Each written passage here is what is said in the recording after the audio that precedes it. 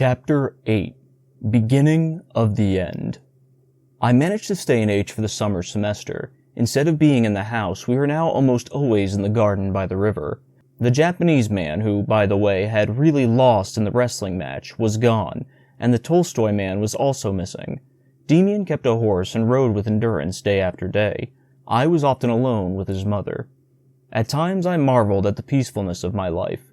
I had been used to being alone for so long, to practicing renunciation, to struggling with my torments, that these months in H seemed to me like a dream island where I was allowed to live comfortably and enchanted only in beautiful, pleasant things and feelings. I suspected that this was the beginning of that new, higher community that we were thinking of, and ever I was overcome by deep sadness at this happiness, because I knew well that it couldn't last. I wasn't allowed to breathe in fullness and comfort. I needed torment and hassle. I felt one day I would wake up from these beautiful images of love and stand alone again, all alone in the cold world of others, where for me there was only loneliness or struggle, no peace, no coexistence. Then, with redoubled tenderness, I nestled myself close to Frau Eva, happy that my fate still had these beautiful, quiet features. The summer weeks passed quickly and easily. The semester was already coming to an end. The farewell was soon imminent. I wasn't allowed to think about it, and I didn't, but hung on to the beautiful days like a butterfly on the honey flower. That had been my happy time, the first fulfillment of my life and my acceptance into the alliance. What would come then? I would fight through again, suffer longing, have dreams, be alone.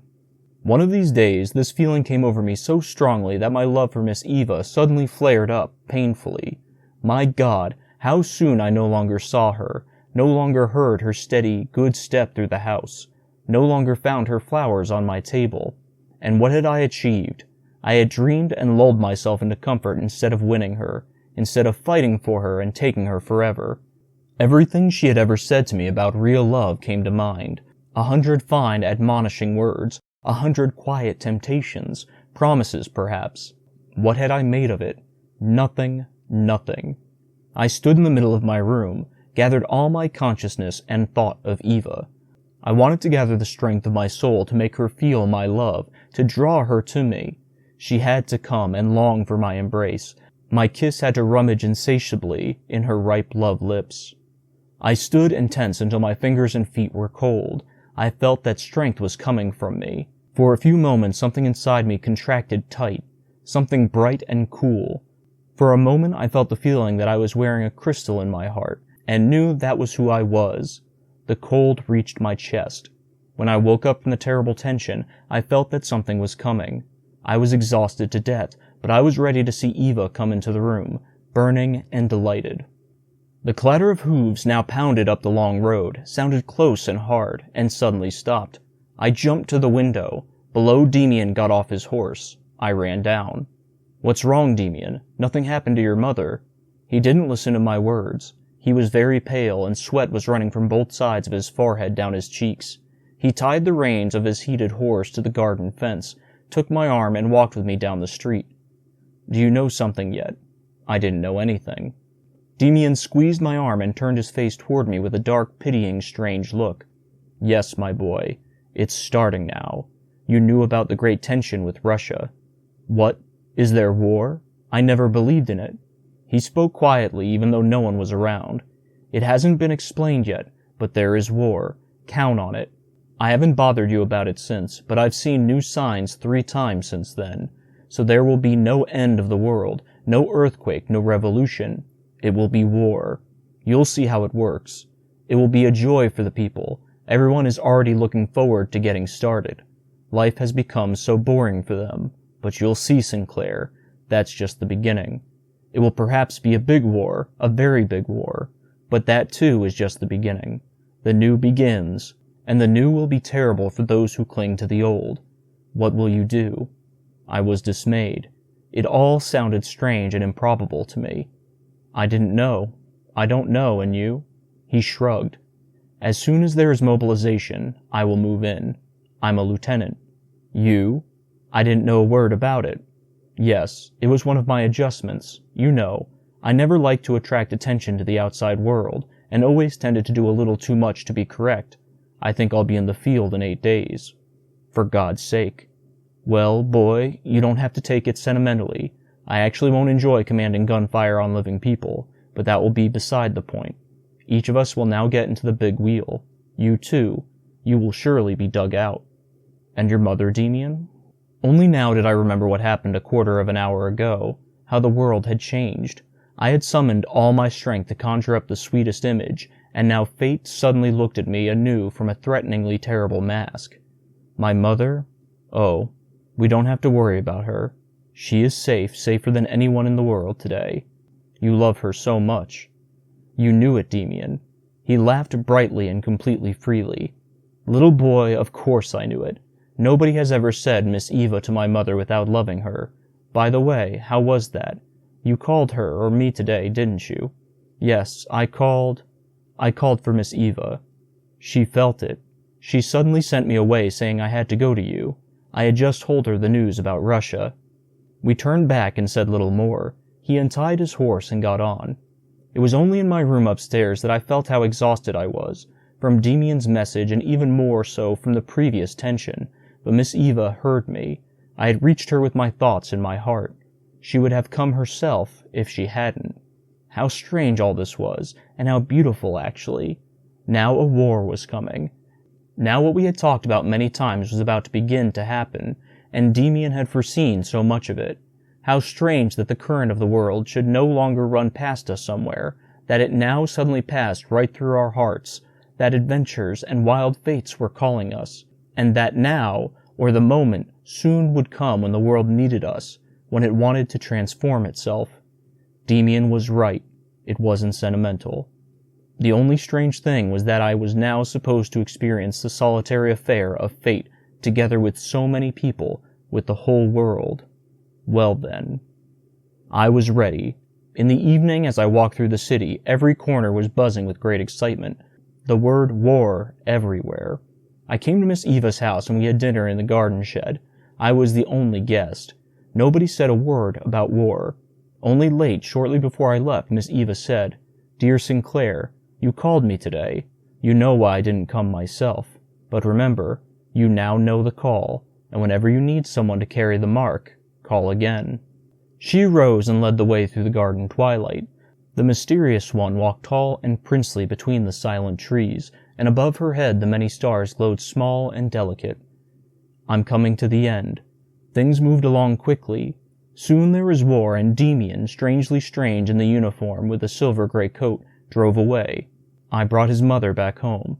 Soon I also said goodbye to her. She kissed me on the mouth and held me to her breast for a moment, and her big eyes burned close and hard into mine. And everyone was like a brother. They meant the fatherland and honor, but it was fate that they all looked into the uncovered face of for a moment. Young men came out of barracks, boarded trains, and on many faces I saw a sign, not ours, a beautiful and dignified sign that meant love and depth. I too was hugged by people I had never seen, and I understood it, and happily returned it. It was an intoxication in which they did it, not the will of fate, but the intoxication was sacred. It came from the fact that they had all had this brief, stirring look into the eyes of fate. It was almost winter when I arrived in the field. In the beginning, I was, despite the sensations, shooting, disappointed in everything. I used to think a lot about why it was so rare for a person to be able to live for an ideal. Now I saw that many, indeed all, people are capable of dying for an ideal. But it couldn't be a personal, free, or chosen ideal. It had to be a shared and adopted one.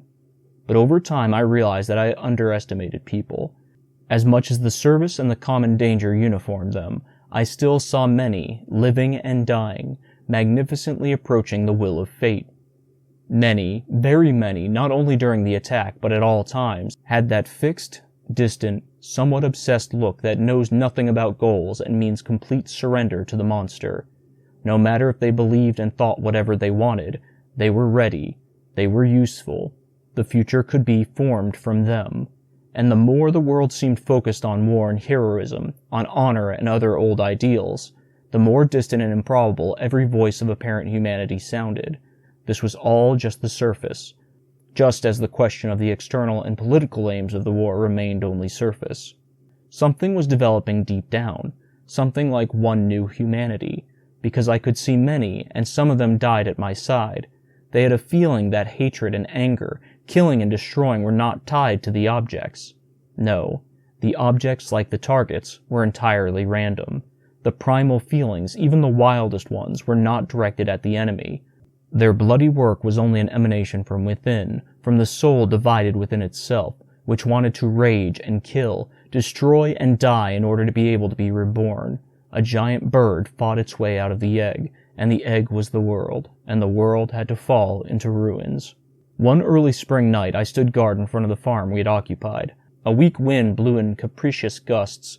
Armies of clouds rode across the high Flemish sky. Somewhere behind them a hint of the moon. I had been restless all day, some worry bothering me. Now in my dark post I thought deeply about the images of my life so far, about Miss Eva and Demian. I stood leaning against a poplar tree and stared at the moving sky, whose secretly twitching brightness soon became large swelling sequences of images. I felt on the strange thinness of my pulse, the insensitivity of my skin to wind and rain, the sparkling inner alertness that there was a guide around me. A large city could be seen in the clouds, from which millions of people streamed out and spread out in swarms over vast landscapes. In the middle of them stood a mighty divine figure, sparkling stars in her hair, as big as a mountain, with the features of the woman Eve. The features of the people disappeared into it, as if into a huge cave, and were gone. The goddess crouched on the ground, the mark on her forehead shimmering brightly. A dream seemed to have power over her. She closed her eyes, and her great face was contorted in woe. Suddenly she screamed brightly, and stars burst out of her forehead, many thousands of shining stars, which swung in magnificent arcs and semicircles across the black sky. One of the stars roared toward me with a loud sound, seemed to be looking for me. Then it crashed into 1,000 sparks, roaring. It tore me up and threw me to the ground again. The world collapsed on top of me with a thunder. I was found near the poplar tree, covered with earth and with many wounds.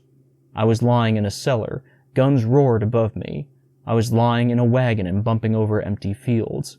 Most of the time I was asleep or unconscious, but the deeper I slept, the more acutely I felt that something was pulling me, that I was following a force that was master of me.